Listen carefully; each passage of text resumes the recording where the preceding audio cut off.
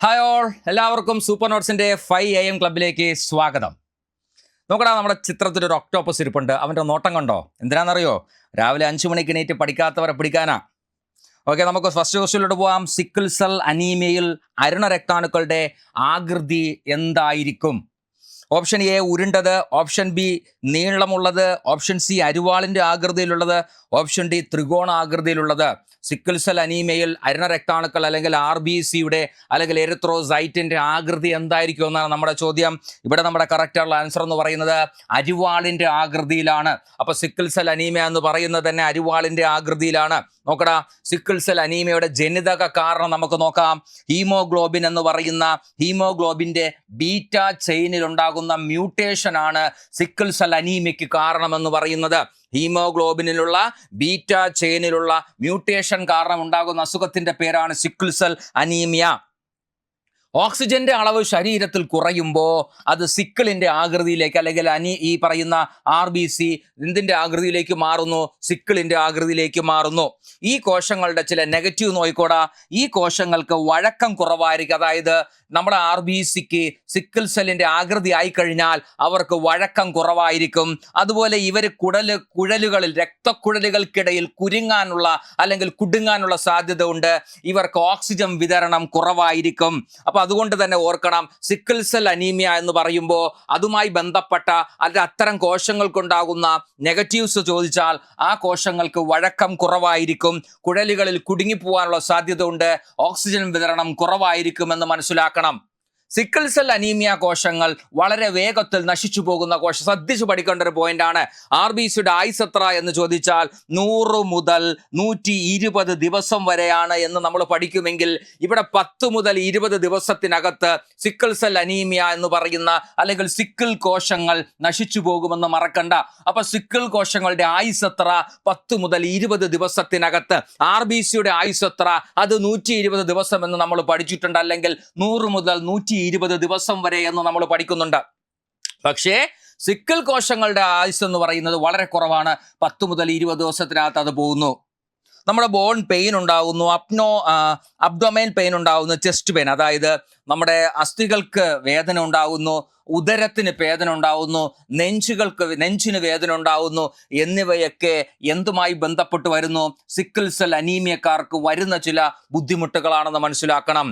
അപ്പോൾ bone pain ഉണ്ടാകുന്നു, abdominal pain ഉണ്ടാകുന്നു, ചെസ്റ്റ് പെയിൻ ഉണ്ടാകുന്നു. ഇതൊക്കെ സർവ്വസാധാരണമായിട്ടുള്ള സിക്കിൾ പേഷ്യൻറ്റിൻ്റെ ലക്ഷണങ്ങളാണ് എന്നത് മനസ്സിലാക്കണം. ഉറങ്ങാൻ പോലും തടസ്സം വരുത്തുന്ന തീവ്രമായ വേദനയായിരിക്കും. അതുപോലെ പ്ലീഹയുടെ പ്രവർത്തനം തകർന്നു പോകുന്നു, അണുബാധകൾക്ക് കൂടുതൽ സാധ്യത ഉണ്ടാകുന്നു. ഇതൊക്കെയാണ് സിക്കിൾ സെൽക്കാർക്ക് അല്ലെങ്കിൽ സിക്കിൾ സെൽ അനീമിയ ഉള്ള ആൾക്കാർക്കുള്ള പ്രധാനപ്പെട്ട ബുദ്ധിമുട്ടുകൾ എന്ന് പറയുന്നത്. നിദ്രയ്ക്ക് പോലും പറ്റാത്ത രീതിയിലുള്ള കഠിനമായ വേദന ഉണ്ടാകുന്നു. പ്ലീഹ അല്ലെങ്കിൽ സ്പ്ലീന് നമ്മുടെ ശരീരത്തിലെ RBCയുടെ എന്താ പറയുക, ശവപ്പറമ്പ് എന്നൊക്കെ അറിയപ്പെടുന്നതാണ് പ്ലീഹ എന്ന് പറയുന്നത്. ആ പ്ലീഹയുടെ പ്രവർത്തനം തകർന്നു പോകുന്നു. ശരീരത്തിലെ ഏറ്റവും വലിയ ലിംഫ് ഗ്രന്ഥി ഏതെന്ന് ചോദിച്ചാൽ പ്ലീഹയാണ്. ആ പ്ലീഹയുടെ പ്രവർത്തനം തകർന്നു പോകുക, അതുപോലെ അണുബാധകയ്ക്ക് കാരണമാവുക എന്നിവയാണ് ലക്ഷണം. ഒരു കാര്യം പ്രത്യേകം ശ്രദ്ധിക്കണം, ഗർഭാവസ്ഥയിലാണെങ്കിൽ ഹൈ റിസ്ക് പ്രഗ്നൻസി ആയിരിക്കും. അത് ഗർഭാവസ്ഥയിലാണെങ്കിൽ അത് ഹൈ റിസ്ക് പ്രഗ്നൻസി ആയിരിക്കും. മാതാവിനും കുഞ്ഞിനും അപകട സാധ്യത കൂടുതലാണ്. ഇത്തരം പേഷ്യൻസിന് പ്രത്യേക പരിചരണം ആവശ്യമുണ്ട്. അപ്പം ഗർഭാവസ്ഥയിലാണെങ്കിൽ അതൊരു ഹൈ റിസ്ക് പ്രഗ്നൻസി ആയിട്ട് കണക്കാക്കുന്നു. മാതാവിനും കുഞ്ഞിനും അത് അപകടം ഉണ്ടാക്കാൻ സാധ്യത കൂടുതലാണ്. ഏതെങ്കിലും ഒരാൾക്കല്ല, 2 പേർക്കും അപകടത്തിന് കാരണമാകാം. അതുകൊണ്ട് തന്നെ പ്രത്യേക പരിചരണത്തിന്റെ ആവശ്യമുണ്ട്. ഏത് അസുഖത്തിന്? സിക്കിൾ സെൽ അനീമിയക്കെന്ന് മനസ്സിലാക്കണം. അടുത്ത ക്വസ്റ്റ്യൻ നോക്കണം. താഴെ പറയുന്നവയിൽ ഏതൊക്കെയാണ് ഹെമറ്റൂറിയയ്ക്ക് കാരണമായിട്ട് കണക്കാക്കുന്നത്? അപ്പൊ നമുക്ക് എന്താണ് ഹെമറ്റൂറിയ എന്ന് അറിയണം, അത് വേറെ കാര്യം. താഴെ പറയുന്നവയിൽ ഏതൊക്കെയാണ് ഹെമറ്റൂറിയയ്ക്ക് കാരണം? ഓപ്ഷൻ എ വൃക്കയിലെ കല്ല്, മൂത്രാശയ അണുബാധ, അതുപോലെ പ്രമേഹം, അതുപോലെ കഠിനമായ വ്യായാമം. ഇതിലേതാണ് എന്തിനു കാരണം? ഹെമറ്റൂറിയയ്ക്ക് കാരണം വൃക്കയിലെ കല്ലാണോ, മൂത്രാശയത്തിന്റെ അണുബാധയാണോ, പ്രമേഹമാണോ, കഠിനമായ വ്യായാമമാണോ? പെട്ടെന്ന് പറ. എടാ, ഹെമറ്റൂറിയയ്ക്ക് കാരണം ഏത് എന്ന് ചോദിച്ചാൽ അവിടെ നമുക്ക് പറയാം വൃക്കയുടെ കല്ല്, മൂത്രാശയ അണുബാധ, കഠിനമായ വേദന. അതായത് എയും ബിയും ഡിയുമാണ് അവിടുത്തെ കറക്റ്റ് ആൻസർ. മക്കളെ, എന്താണ് ഹെമറ്റൂറിയ എന്ന് പറഞ്ഞാൽ? ഹെമറ്റൂറിയ എന്ന് പറഞ്ഞാൽ മൂത്രത്തിൽ രക്തം കാണപ്പെടുന്ന അവസ്ഥയ്ക്ക് പറയുന്ന പേരാണ് ഹെമറ്റൂറിയ എന്ന് പറയുന്നത്. എന്താണ് ഹെമറ്റൂറിയ എന്ന് പറഞ്ഞാൽ? മൂത്രത്തിൽ രക്തം കാണപ്പെടുന്ന അവസ്ഥയ്ക്ക് പറയുന്ന പേരാണ് ഹെമറ്റൂറിയ എന്ന് പറയുന്നത്. ഈ ഹെമറ്റൂറിയ എന്ന് പറയുന്ന അവസ്ഥ രണ്ട് രീതിയിൽ കാണാം. ഒന്നെന്ന് പറയുന്നത് നമുക്ക് നഗ്നനേത്രം കൊണ്ട് കാണാൻ പറ്റാതെ നമ്മൾ മൈക്രോസ്കോപ്പിലൂടെ മാത്രം ലാബിൽ ടെസ്റ്റ് ചെയ്യുമ്പോൾ കാണപ്പെടുന്നതാണ് മൈക്രോസ്കോപ്പിക് എന്ന് പറയുന്നത്. ഇനി ദൃശ്യമായ അല്ലെങ്കിൽ ഗ്രോസ് ആയിട്ടുള്ളതുണ്ട് എന്ന് പറഞ്ഞാൽ നമ്മുടെ കണ്ണുകൊണ്ട് കാണാൻ പറ്റുന്ന രക്തം. അപ്പൊ ഹെമറ്റൂറിയ എന്ന് പറഞ്ഞാൽ മൂത്രത്തിൽ രക്തം കാണുന്ന അവസ്ഥ. ചിലപ്പോൾ നമുക്ക് മൈക്രോസ്കോപ്പിൽ കൂടി ആയിരിക്കും കാണാൻ പറ്റുന്നത്, ചിലത് നേരിട്ട് കാണാൻ പറ്റും. അങ്ങനെ രണ്ട് തരത്തിലുള്ള ഹെമറ്റൂറിയ ഉണ്ടെന്ന് മനസ്സിലാക്കണം. ഹെമറ്റൂറിയ ഇവിടെ ഉറവിടങ്ങൾ, അതായത് വൃക്ക, മൂത്രവാഹിനികൾ അല്ലെങ്കിൽ യൂറിത്രസ്, മൂത്രാശയം, മൂത്രനാളി എന്നിവയിൽ എവിടെയെങ്കിലും ഉണ്ടാകുന്ന കുഴപ്പം കാരണം നമുക്ക് എന്തുണ്ടാവാം? ഹെമറ്റൂറിയ ഉണ്ടാകാം. അപ്പൊ മൂത്രത്തില് രക്തം വരാനുള്ള സാഹചര്യങ്ങൾ എന്ന് പറയുന്നത് വൃക്കയിലോ, മൂത്രവാഹിനികളിലോ, മൂത്രാശയത്തിലോ, മൂത്രനാളികളിലോ ഉണ്ടാകുന്ന എന്തോ ഒരു പ്രശ്നം കൊണ്ടാണ് നമുക്ക് എന്ത് സംഭവിക്കുന്നത്? ഹെമറ്റൂറിയ സംഭവിക്കുന്നത് എന്ന് വ്യക്തമായിട്ട് പഠിച്ചു വെച്ചോ. ഇനി നോക്കടാ, ഇത് കാരണങ്ങൾ ഈ പറയുന്ന 4 സ്ഥലം പറഞ്ഞെങ്കിലും എന്ത് കാരണം കൊണ്ടായിരിക്കും ഹെമറ്റൂറിയ ഉണ്ടാവുന്നത്? വൃക്കയിലെ കല്ലുകൾ കാരണം ഹെമറ്റൂറിയ ഉണ്ടാവാൻ സാധ്യതയുണ്ട്. മൂത്രാശയത്തിലെ അണുബാധ കാരണം ഹെമറ്റൂറിയ ഉണ്ടാവാൻ കാരണമാകാം. ഒരുപക്ഷെ വൃക്കാരോഗങ്ങൾ കാരണം ഹെമറ്റൂറിയയ്ക്ക് സാധ്യതയുണ്ട്. അതുപോലെ വൃക്ക, മൂത്രാശയം, പോസ്റ്റേറ്റ് എന്നിവയിൽ ഉണ്ടാകുന്ന ക്യാൻസർ കാരണവും നമുക്ക് എന്തിനു സാധ്യതയുണ്ട്? ഹെമറ്റൂറിയയ്ക്ക് കാരണമുണ്ട്. ചില മരുന്നുകൾ, അതായത് ആന്റി കൊയാഗുലന്റ് എന്ന് പറയും, രക്തം കട്ട പിടിക്കുന്നതിനെ തടയുന്ന ചില മരുന്നുകൾ കാരണവും മൂത്രത്തിൽ എന്ത് കാണാം? രക്തം കാണാൻ സാധ്യതയുണ്ട്. അതുപോലെ കഠിനമായ വ്യായാമം ചെയ്യുന്നവരിലും എന്തിന് സാധ്യത ഉണ്ട്? ഹെമറ്റൂറിയയ്ക്ക് സാധ്യത ഉണ്ട്. പക്ഷെ അവിടെ മനസ്സിലാക്കണം, അതൊരു താൽക്കാലിക ഹെമറ്റൂറിയയാണ്. ആ കഠിനമായ വ്യായാമം ചെയ്യുന്ന ആ ഒരു പർട്ടിക്കുലർ സമയത്തേക്ക് മാത്രമേ കാണൂ. അത് കഴിയുമ്പോൾ അവിടെ ഒരു പ്രശ്നവും കാണില്ല. അത് ഓർത്തു വെച്ചിരിക്കണം. അപ്പൊ കഠിനമായ വ്യായാമം കാരണവും ഹെമറ്റൂറിയ വരാം. വൃക്കയിലോ മൂത്രനാളിയിലോ ഉണ്ടാകുന്ന ക്ഷതം കാരണം അല്ലെങ്കിൽ ചില ആഘാതങ്ങൾ കാരണവും എന്ത് വരാൻ സാധ്യതയുണ്ട്? ഹെമറ്റൂറിയ വരാനുള്ള സാധ്യത ഉണ്ട് എന്ന് പറഞ്ഞ് മനസ്സിലാക്കുക. അതുപോലെ സിസ്റ്റമിക് രോഗങ്ങൾ അല്ലെങ്കിൽ സിക്കിൾ സെൽ അനീമിയ പോലുള്ള അസുഖങ്ങൾ ഉണ്ടെങ്കിൽ അവിടെ നമുക്ക് എന്തിന് സാധ്യത ഉണ്ട്? ഹെമറ്റൂറിയയ്ക്ക് സാധ്യത ഉണ്ട്. അപ്പൊ എന്താണ് ഹെമറ്റൂറിയ എന്ന് പറയുന്നത്? ഹെമറ്റൂറിയ എന്ന് പറയുന്നത് മൂത്രത്തിൽ രക്തം കാണപ്പെടുന്ന അവസ്ഥ. രണ്ട് രീതിയിലാണ് നമുക്കത് കാണാൻ കഴിയുന്നത്. ഒന്ന് നേരിട്ട് കാണാൻ പറ്റുന്ന രീതി, രണ്ടാമത് മൈക്രോസ്കോപ്പിന്റെ സഹായത്താൽ മാത്രം കാണാൻ പറ്റുന്ന രീതി എന്ന് പറയുന്നത്. ഇതിന്റെ കാരണങ്ങൾ, മൂത്രത്തില് ഈ പറയുന്ന രക്തത്തിന്റെ സാന്നിധ്യത്തിനുള്ള റീസൺസ് എന്ന് പറയുന്നത് വൃക്കയിലെ കല്ല്, അതുപോലെ മൂത്രാശയത്തിലെ അണുബാധ, വൃക്കയിലെ രോഗങ്ങൾ, അതുപോലെ ക്യാൻസറുകൾ, അതുപോലെ മരുന്നുകൾ, അതുപോലെ കഠിനമായ വ്യായാമം, അതുപോലെ ആഘാതം എന്നിവയൊക്കെ നമുക്ക് എന്തിന് കാരണമാകുന്നുണ്ട്? വൃക്കയിലെ കല്ലുകൾക്ക് കാരണമാകുന്നുണ്ട് വൃക്കയിലെ മൂത്രത്തിലെ രക്തത്തിന് കാരണമാകുന്നുണ്ട്. പെട്ടെന്ന് മൈൻഡ് ഔട്ട് ആയി, പെട്ടെന്ന് ഗജിനി വന്ന് കയറി കേട്ടോ. ഗജിനി അങ്ങനെ വന്നാ പോവില്ല, പിടിച്ചങ്ങനെ ഇരിക്കും. അടുത്ത ക്വസ്റ്റ്യനിലോട്ട് പോവാം. താഴെ പറയുന്നവയിൽ ഏവയാണ് ബ്ലാക്ക് ഫുഡ് ഡിസീസിന്റെ ലക്ഷണങ്ങൾ എന്ന് പറയുന്നത്? ബ്ലാക്ക് ഫുഡ് ഡിസീസിന്റെ ലക്ഷണങ്ങൾ, ഫുഡ് അല്ല ഫുഡ് ഡിസീസിന്റെ ലക്ഷണം: കാലിൽ കറുപ്പ് നിറം പ്രത്യക്ഷപ്പെടൽ, കഠിനമായ വേദന, ശ്വാസ തടസ്സം, ഗാംഗ്രീൻ വികസിക്കൽ. അപ്പൊ എന്താണ് ഗാംഗ്രീൻ എന്ന് പഠിക്കും നമ്മള്. Option A B D, option C A C D, option C B C only, option D all of the above. പെട്ടെന്ന് പറഞ്ഞോ, താഴെ പറയുന്നതിൽ ഏതാണ് ബ്ലാക്ക് ഫുഡ് ഡിസീസിന്റെ ലക്ഷണങ്ങൾ എന്ന് പറയുന്നത്? കാലിൽ കറുപ്പ് നിറം പ്രത്യക്ഷപ്പെടൽ, കഠിനമായ വേദന, ശ്വാസതടസ്സം, ഗാംഗ്രീൻ എന്ന് പറയുന്നത്. ഗാംഗ്രീൻ വികസിക്കുന്ന ഇതിൽ ഏതാണ് ബ്ലാക്ക് ഫുഡ് ഡിസീസിന്റെ ലക്ഷണങ്ങളായിട്ട് നമുക്ക് പറയാൻ പറ്റുന്നത്? അപ്പൊ എന്താണ് ബ്ലാക്ക് ഫുഡ് എന്നൊക്കെ നമുക്ക് നോക്കണം. ഇവിടുത്തെ നമ്മുടെ കറക്റ്റ് ആൻസർ എന്ന് പറയുന്നത് എയും ബിയും ഡിയുമാണ്. എന്ന് പറഞ്ഞാൽ ശ്വാസതടസ്സം എന്നത് അവിടെ ഒഴിവാക്കിയിട്ട് ബാക്കി 3 പേരും, കാലിന്റെ കറുപ്പ് നിറം പ്രത്യക്ഷപ്പെടുക, കഠിനമായ വേദന അനുഭവപ്പെടുക, അതുപോലെ ഗാംഗ്രീൻ വികസിക്കുക എന്നിവയൊക്കെ ബ്ലാക്ക് ഫുഡ് ഡിസീസിന്റെ ലക്ഷണങ്ങളാണ്. നോക്കടാ, ബ്ലാക്ക് ഫുഡ് ഡിസീസ് എന്ന് പറഞ്ഞാൽ എന്താണ്? ആഴ്സനിക് എന്ന് പറയുന്ന സാധനത്തിന്റെ വിഷബാധയുടെ ഫലമായിട്ടുണ്ടാകുന്ന ഗുരുതരമായ ഒരു രോഗത്തിന്റെ പേരാണ് ബ്ലാക്ക് ഫുഡ് ഡിസീസ് എന്ന് പറയുന്നത്. അപ്പം ബ്ലാക്ക് ഫുഡ് ഡിസീസിന്റെ കാരണം എന്ന് പറയുന്നത് ആഴ്സനിക് വിഷബാധയാണെന്ന് മനസ്സിലാക്കണം. ആഴ്സനിക് വിഷബാധയുടെ ഒരു ഗുരുതരമായ രൂപമാണ് ബ്ലാക്ക് ഫുഡ് ഡിസീസ് എന്ന് നമ്മൾ പറയുന്നത്. കുടിവെള്ളം, ഭക്ഷണം എന്നിവയിലൂടെ ദീർഘകാലം ആഴ്സനിക് ശരീരത്തിലേക്ക് പ്രവേശിക്കുന്നത്. അപ്പോൾ ഇവന്റെ സാന്നിധ്യം എങ്ങനെയാണ് നമ്മുടെ ശരീരത്തിൽ എത്തുന്നത്? നമ്മൾ ഭക്ഷണത്തിലൂടെയോ കുടിവെള്ളത്തിലൂടെയോ ദീർഘകാലമായിട്ട് ഇങ്ങനെ കുറച്ചായിട്ട് പലതുള്ളി പെരുവെള്ളം എന്ന് കേട്ടിട്ടില്ലേ? അതുപോലെ വളരെ കുറച്ചായിട്ട് നമ്മുടെ ശരീരത്തിൽ അതിങ്ങനെ കയറി കഴിയുമ്പോൾ ഈ ആഴ്സനിക് ശരീരത്തിൽ പ്രവേശിച്ചിട്ട് രക്തക്കൊഴലുകളെ സങ്കോചിപ്പിക്കുകയും രക്തപ്രവാഹത്തെ കുറയ്ക്കുകയും ചെയ്യും. നോക്ക്, പണി സൂപ്പറായിട്ടാ കിട്ടിയത്. രക്തക്കുഴലുകളെ സങ്കോചിപ്പിക്കുകയും രക്തപ്രവാഹത്തെ കുറയ്ക്കുകയും ചെയ്യുന്നു. രക്തം പോകുമ്പോൾ രക്തക്കുഴലുകൾ വികസിക്കാറാണ് പതിവ്.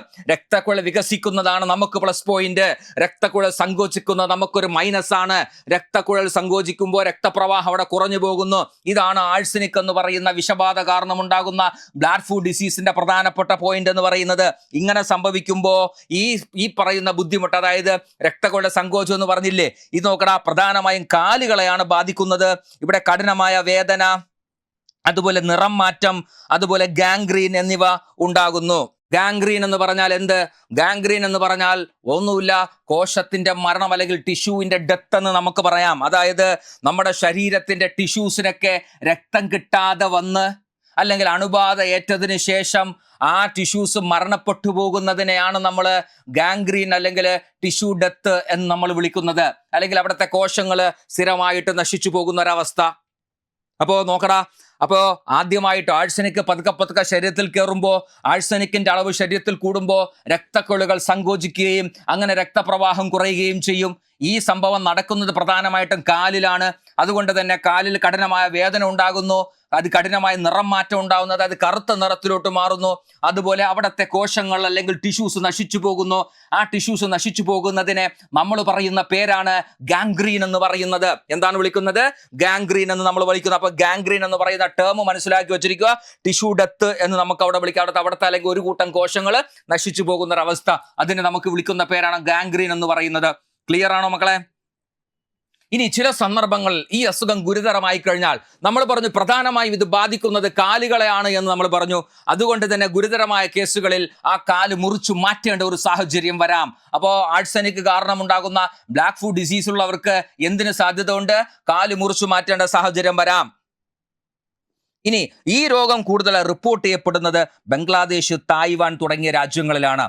ഈ രോഗം കൂടുതൽ റിപ്പോർട്ട് ചെയ്യപ്പെട്ടത് ബംഗ്ലാദേശും തായ്വാനിലുമാണ്. കാരണം എന്താണെന്നറിയോ? അവിടത്തെ ഭൂഗർഭജലത്തിൽ ആഴ്സനിക്കിന്റെ അളവ് കൂടുതലാണ്. അവിടത്തെ ഭൂഗർഭജലത്തിൽ, അപ്പൊ ആ ഭൂഗർഭജലം കൂടുതലായിട്ട് ഉപയോഗിക്കുന്നവർക്ക് അവരുടെ ശരീരത്തിൽ പതുക്കെ ആഴ്സനിക്കിന്റെ അളവ് എത്തുകയും ആ അളവ് അപകടകരമായ വിധം കൂടുകയും ചെയ്യുമ്പോൾ അവർക്കുണ്ടാകുന്ന അസുഖത്തിന്റെ പേരാണ് ബ്ലാക്ക് ഫുഡ് ഡിസീസ് എന്ന് പറയുന്നത്. ആ സ്ഥലം പഠിച്ചു വെക്കണേ. ബംഗ്ലാദേശ്, തായ്വാൻ എന്നിവിടങ്ങളിലാണ് ആഴ്സനിക്കുമായി ബന്ധപ്പെട്ട ബ്ലാക്ക് ഫുഡ് ഡിസീസ് വരുന്നത് എന്നുള്ള പോയിന്റ് കൃത്യമായി മനസ്സിലാക്കി വെച്ചോ. അത്തരം ചോദ്യങ്ങൾ വേറെ ചില അസുഖങ്ങൾക്ക് ചോദിച്ചിട്ടുണ്ട്. ഇന്ന അസുഖം എവിടെയാണ് കണ്ടുവരുന്നത്, എങ്ങനെയാണ് എന്നുള്ള സാധനമൊക്കെ. അതുകൊണ്ട് നെക്സ്റ്റ് ഒന്ന് പഠിച്ചു വെച്ചോ. ഇത് അടുത്ത ക്വസ്റ്റ്യനോട്ട് പോകുന്നു. മീനാമാത രോഗം ആദ്യമായി രേഖപ്പെടുത്തിയത് ഏത് രാജ്യത്തിലാണ്? അതാ അടുത്ത പോയിന്റ്. ആദ്യം തന്നെയാണ് മീനാമാത രോഗം. China, Japan, America, India. Minamata രോഗം രേഖപ്പെടുത്തിയത് ആദ്യമായിട്ട് എവിടെ എന്നാണ് നമ്മുടെ ചോദ്യം. ചൈനയിലാണോ, ജപ്പാനിലാണോ, അമേരിക്കയിലാണോ, ഇന്ത്യയിലാണോ? അപ്പൊ എന്താണ് മീനാമാത രോഗം? ആര് കാരണം ഉണ്ടാകുന്ന, അല്ലെങ്കിൽ എന്ത് കാരണം ഉണ്ടാകുന്ന അസുഖമാണ് മീനാ രോഗം എന്നൊക്കെ നമുക്ക് പഠിക്കണ്ടേ.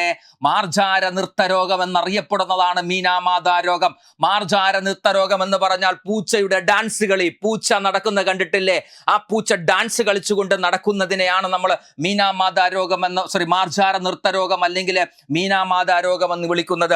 അതായത് സംഭവം ഇത്രയേ ഉള്ളൂ, ശ്രദ്ധിച്ചു കേട്ടോ. നമ്മളിവിടുത്തെ ആൻസർ എന്ന് പറയുന്നത് ജപ്പാനാണ്. 1956 ജപ്പാനിലെ ക്യൂഷ എന്ന് പറയുന്ന ദ്വീപില് മീനാമാത ബേയില് ആണ് ഇത് ആദ്യമായി കണ്ടെത്തുന്നത്. മീനാമാത എന്ന് പറയുന്ന ഒരു സ്ഥലത്ത് കണ്ടെത്തിയ അസുഖമായതുകൊണ്ടാണ് ഇതിന് മീനാമാത രോഗം എന്ന് നമ്മൾ വിളിക്കുന്നത്.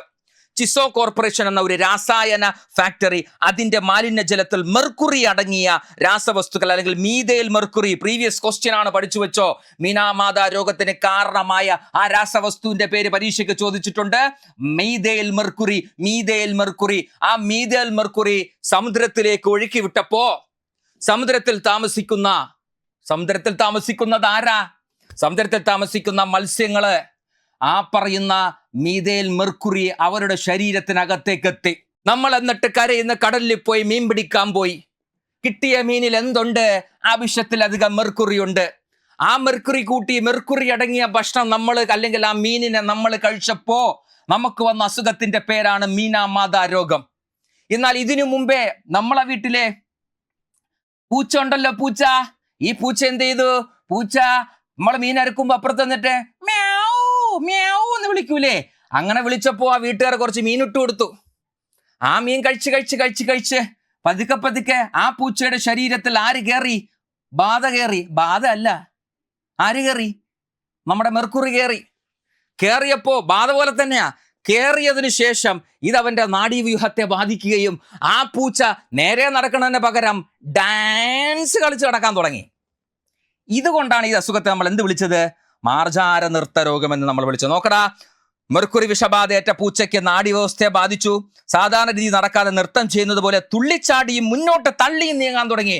അപ്പൊ ആൾക്കാർ നോക്കുമ്പോൾ പൂച്ചയുടെ ആ ഒരു ക്യാരക്ടറെ വേറെ ആയിട്ട് മാറി. ഇതാണ് ഫസ്റ്റ് ലക്ഷണം. അപ്പൊ പൂച്ചയിലും ഇത് കണ്ടു, അതിനുശേഷം മനുഷ്യരിലും അത് കണ്ടു. അസാധാരണമായ ഈ ചലനമാണ് ഈ രോഗത്തെ ഡാൻസിങ് ക്യാറ്റ് ഡിസീസ് അല്ലെങ്കിൽ മാർജാര നൃത്ത രോഗം എന്ന് നമ്മൾ വിളിക്കാൻ കാരണം. മനസ്സിലായോ? അപ്പൊ പൂച്ചയിൽ ഇതിന്റെ ലക്ഷണങ്ങൾ ആദ്യം കണ്ടു, പിന്നീട് മനുഷ്യരിലും ഇതിന്റെ ലക്ഷണങ്ങൾ കാണാൻ തുടങ്ങി എന്നുള്ളത് മനസ്സിലാക്കുക. മെർക്കുറി ജലത്തിൽ ജീവിക്കുന്ന മത്സ്യത്തെയും ഷെൽ ഫിഷിനെയും ശേഖരിക്കപ്പെട്ടു. ഈ മത്സ്യങ്ങൾ ഭക്ഷിച്ച ജനങ്ങളിൽ നാഡീ സംബന്ധമായ രോഗങ്ങൾ, ന്യൂറോളജിക്കൽ ഡിസോർഡേഴ്സ്, ഈ മത്സ്യങ്ങൾ ഭക്ഷിച്ച ആൾക്കാർക്ക്, അതായത് മാർജാര രോഗം അല്ലെങ്കിൽ ഈ പറയുന്ന മീനാമാത എന്ന് പറയുന്ന സംഭവം ആർക്കാണ് ബാധിച്ചത് എന്ന് ചോദിച്ചാൽ, അത് അല്ലെങ്കിൽ ഏത് ഭാഗത്തെയാണ് ബാധിച്ചത് എന്ന് ചോദിച്ചാൽ നാഡീ വ്യവസ്ഥയെയാണ്, അല്ലെങ്കിൽ നാഡീ സംബന്ധമായ ബുദ്ധിമുട്ടുകളാണ് അനുഭവിച്ചത്. പൂച്ചയ്ക്കും അത് തന്നെയാണ് സംഭവിച്ചത്.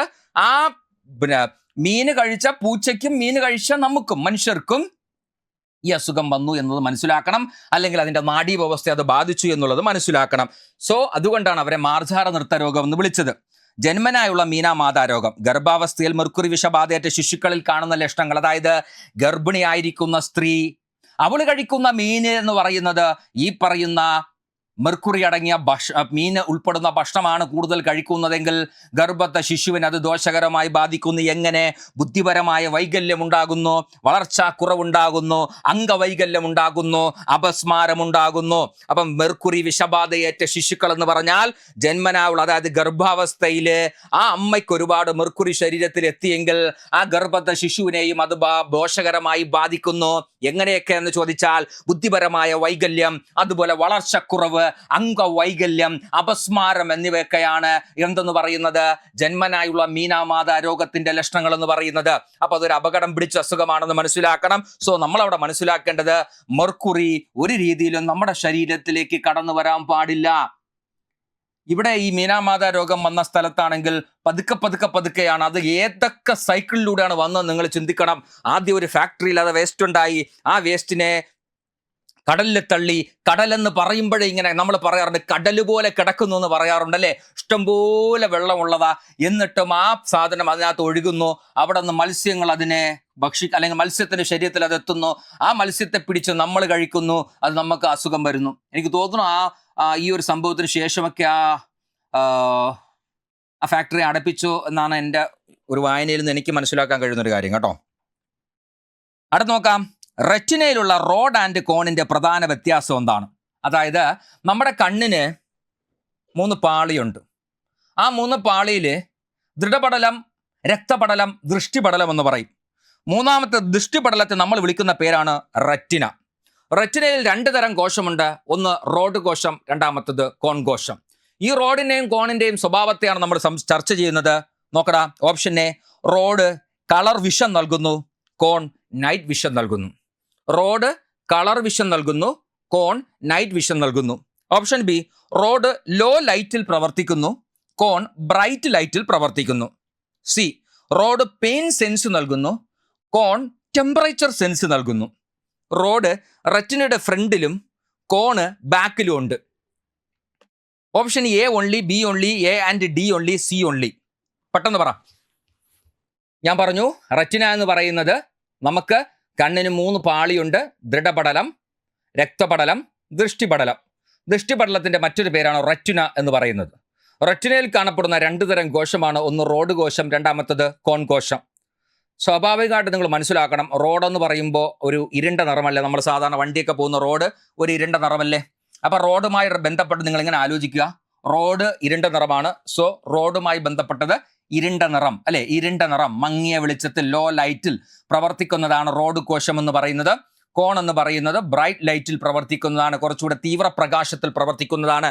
സോ നമ്മുടെ അവിടുത്തെ കറക്റ്റ് ആൻസർ എന്ന് പറയുന്നത് ഓപ്ഷൻ ബി ആണ് എന്ന് മനസ്സിലാക്കണം. അപ്പൊ നമ്മൾ ശ്രദ്ധിക്കേണ്ട പോയിന്റുകൾ ശ്രദ്ധിച്ചോ.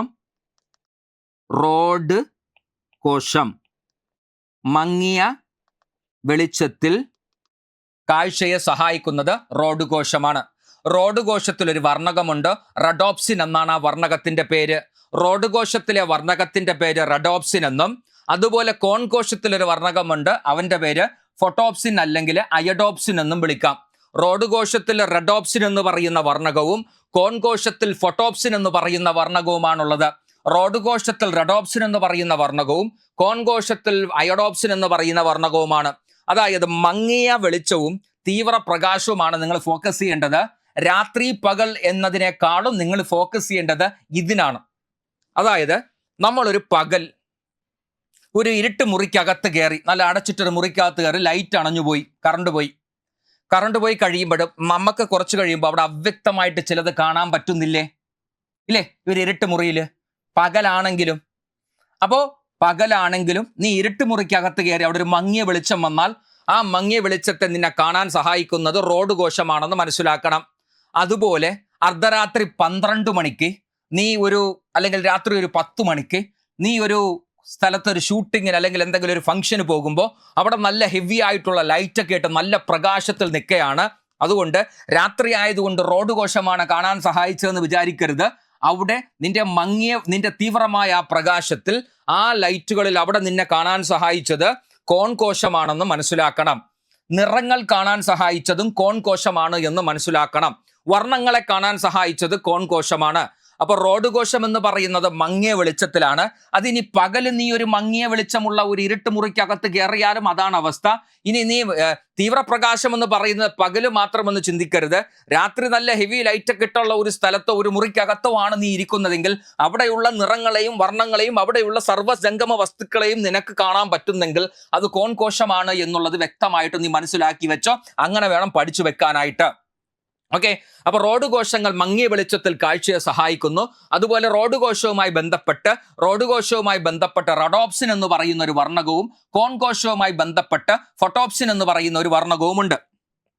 നോക്കടാ, റഡോപ്സിൻ എന്ന് പറയുന്ന വർണ്ണകം, അതുപോലെ ഫോട്ടോപ്സിൻ എന്ന് പറയുന്ന വർണ്ണകവും. ഈ രണ്ട് വർണ്ണകങ്ങളുടെയും നിർമ്മാണവുമായി ബന്ധപ്പെട്ട രണ്ട് വസ്തുക്കളുണ്ട്. ഒന്നാമത്തവന്റെ പേര് റെറ്റിനാൾ എന്നും രണ്ടാമത്തവന്റെ പേര് ഓപ്സിൻ എന്നുമാണ്.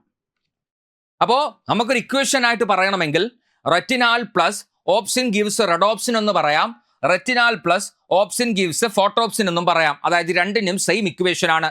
റഡോപ്സിനിലും ഫോട്ടോപ്സിന്റെ നിർമ്മാണത്തിന് സഹായിക്കുന്ന രണ്ട് വസ്തുക്കളാണ്, ഒന്ന് റെറ്റിനാലും രണ്ടാമത്തത് ഓപ്സിൻ എന്നും പറയുന്നത്. റെറ്റിനാൾ എന്ന് പറഞ്ഞാൽ എന്ത്? വിറ്റാമിൻ എയുടെ ആൽഡിഹൈഡ്. ആ പോയിന്റ് പഠിച്ചു വെച്ചോ കേട്ടോ. വിറ്റാമിൻ എയുടെ ആൽഡിഹൈഡ് പ്ലസ് വണ്ണിന്റെ കെമിസ്ട്രി പുസ്തകത്തിനകത്ത് നിങ്ങൾക്ക് കിട്ടുന്ന പോയിന്റ് ആണ്. വിറ്റാമിൻ എയുടെ ആൽഡിഹൈഡ്, അതാണ് റെറ്റിനാൾ. വിറ്റാമിൻ എയുടെ പേരെന്താണ്? റെറ്റിനോൾ. വിറ്റാമിൻ എയുടെ പേരെന്താണ്?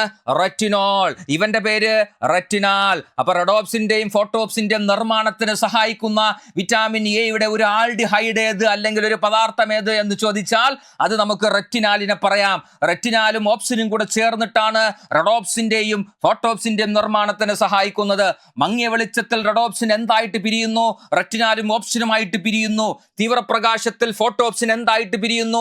റെറ്റിനാലും ഓപ്സിനുമായിട്ട് മാറുന്നു. ഫോട്ടോപ്സിന്റെ മറ്റൊരു പേരാണ് അയഡോപ്സിൻ എന്ന് വിളിക്കുന്നത്. മറക്കണ്ട മക്കളെ, ഫോട്ടോപ്സിന്റെ മറ്റൊരു പേരാണ് എന്തെന്ന് പറയുന്നത്?